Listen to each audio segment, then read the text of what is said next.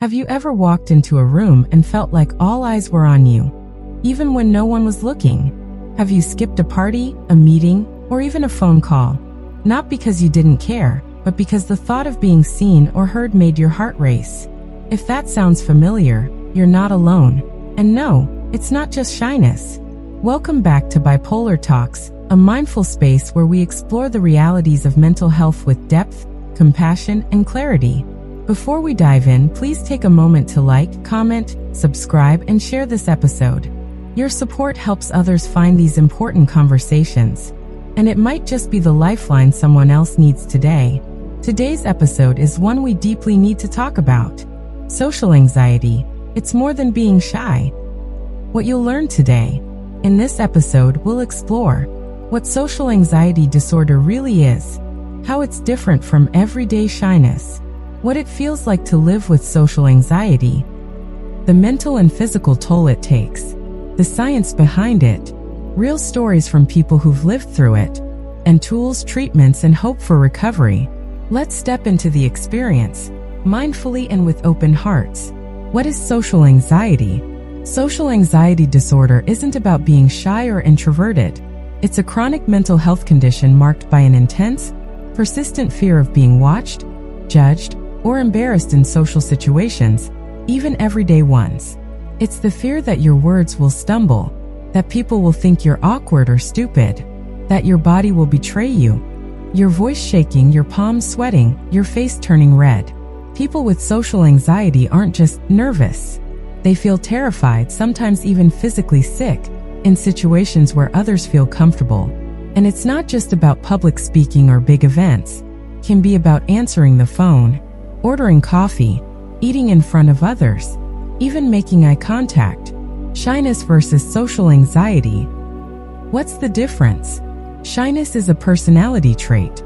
Social anxiety is a mental health condition. Here's the difference. A shy person may feel awkward at a party, but they'll usually warm up and enjoy it eventually. A person with social anxiety might feel crushing dread just thinking about the event and avoid it entirely. They might miss work, skip classes, cancel plans, not because they don't want connection, but because they're overwhelmed by the fear of judgment, rejection, or humiliation. Shyness might feel uncomfortable. Social anxiety can feel paralyzing. To understand social anxiety, we need to go beyond definitions and into the real, lived experience. Let's hear from Lonnie, a listener who kindly shared her story, name changed for privacy. I remember sitting in the classroom trying to disappear.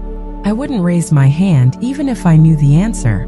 My heart would race if the teacher even looked at me. I skipped class sometimes, not because I was lazy, but because I couldn't face being seen. This is the silent battle many people fight. On the outside, they might seem distant or unfriendly, but inside it's a storm of fear, shame, and self-doubt. Social anxiety isn't just in your head, at least not in the way people think. Neurologically, it involves an overactive amygdala, the part of the brain that processes fear. In someone with social anxiety, the amygdala misinterprets harmless social situations as threats. It's like a smoke alarm that goes off when you toast bread. The danger isn't real, but your brain sounds the alarm anyway. Your body responds with the fight or flight reaction. Heart pounding, sweaty palms, shaky hands, shortness of breath, nausea, blank mind, and all this just from walking into a room. The effects go far beyond awkwardness. One, school and education. Many students with social anxiety struggle to speak in class, ask questions, or even show up. Their performance drops. Not because of ability, but because of fear. To work, job interviews, meetings, presentations, even small talk can feel unbearable. Career growth stalls, not from lack of talent, but from fear of visibility. 3. Relationships. Friendships, dating, even casual conversations become minefields. People with social anxiety often feel isolated, misunderstood, and exhausted. It's not that they don't want connection. They just fear the pain that might come with it. Left untreated, social anxiety can lead to depression. The logic goes like this: I can't connect with people. I must be broken. I'm alone. No one understands me. And slowly self-worth erodes. the world becomes smaller, the pain louder. This is why social anxiety is so often misdiagnosed or dismissed, because people hide it well. But inside, it's overwhelming. Social anxiety doesn't come from one single cause. It's usually a mix of several. 1. Genetics. If anxiety runs in your family, you're more likely to experience it too. 2. Childhood experiences. Bullying, public humiliation, or constant criticism in early life can deeply shape how we view social interactions. 3. Parenting styles. Overprotective or overly critical parents may unintentionally plant seeds of self-doubt. 4.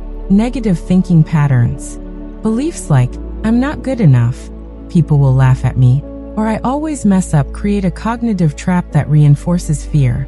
Mental health professionals use tools like the DSM-5 and structured interviews to diagnose social anxiety. Key questions include, how long have you felt this way? How intense is the fear? Does it interfere with your work, relationships, or daily life?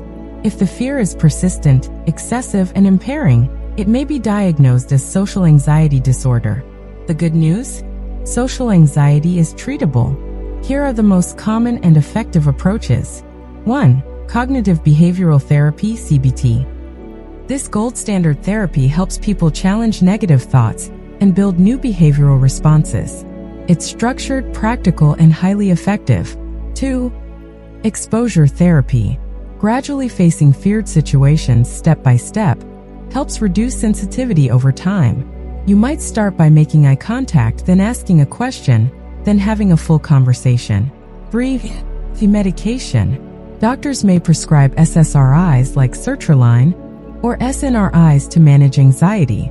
Beta blockers can help with performance anxiety. In severe cases, short-term benzodiazepines may be used with caution. 4. Mindfulness and meditation. Mindfulness trains your attention to stay in the present, reducing the swirl of self-critical thoughts. It teaches self-compassion and non-judgmental awareness.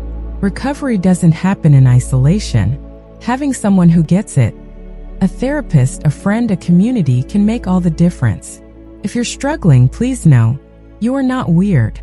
You are not broken. You are human, and you deserve help. Let's close with a story of hope. Meet Dito. Years ago, he couldn't order food at a restaurant. Now, he speaks at conferences with confidence. I started with therapy. At first, even just saying my name out loud in group was hard. But over time, with practice and support, I found my voice. Social anxiety didn't vanish, but it stopped controlling me. If Dito can do it, you can too. Social anxiety is more than being shy. It's a deeply painful but deeply treatable condition. So if you're out there listening in silence, feeling like you're the only one, you're not. There's a whole community here with you, and healing is possible. Thank you for being here with us on Bipolar Talks. If this episode resonated with you, please take a moment to like, comment, subscribe, and share it with someone who might need it. Every share is a step toward breaking the stigma. And remember, this video is for informational purposes only. Please consult a licensed mental health professional for diagnosis and treatment tailored to your needs. You matter, and we're glad you're here.